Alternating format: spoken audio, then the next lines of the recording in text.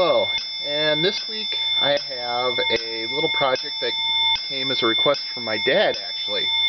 Let me just turn this off for now. He got back into collecting and repairing Lionel trains, and we built him up a little train table.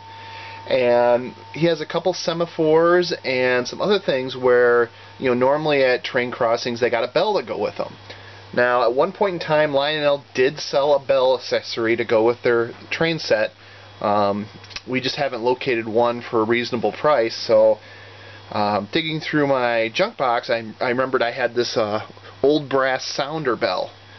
This isn't like a normal mechanical bell where when you give it power it just keeps ringing. This one, every time you give it power, it sucks the arm in, and if you keep the power on, it just stays there, and then when you release is when it dings. So the goodness of this is we can set the rate of the ring.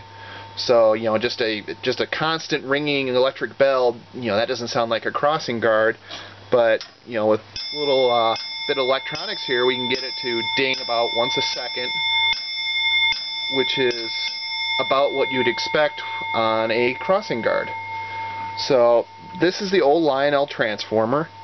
Lionel trains ran off of AC. Right around 20 to 25 volts is where it maxes out.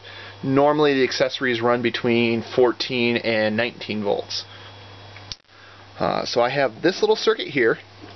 The main thing it does is it takes the AC from the transformer, rectifies it, filters it, and then right here in the center there is a 5-volt regulator and another output filter cap which runs this 555 timer.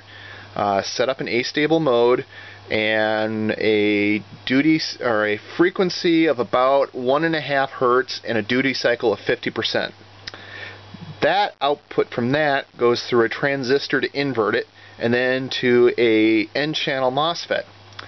That N-channel MOSFET switches the ground lead to the bell, while the just raw rectified filtered 19 volts AC, which is now about a little over 20 volts DC, is fed to the positive terminal.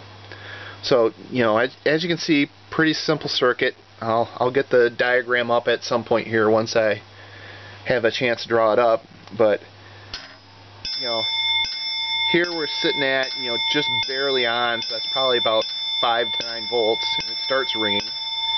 And then there we're sitting at about 20 volts AC, and no change in speed. So ringing speed is not voltage dependent, which is goodness.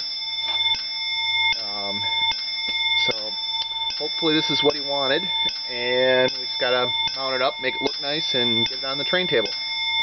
There you have it.